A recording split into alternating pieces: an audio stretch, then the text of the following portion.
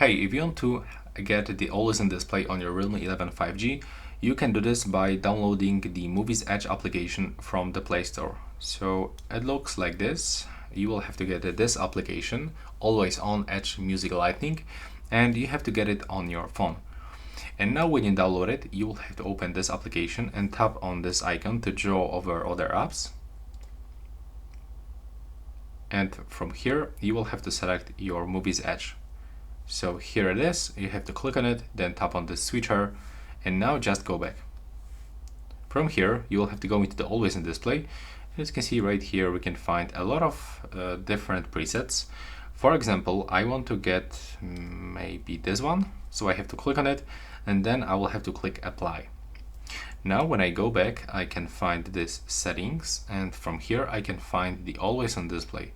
So here I can customize this function. So first I can change brightness of this Always on Display screen.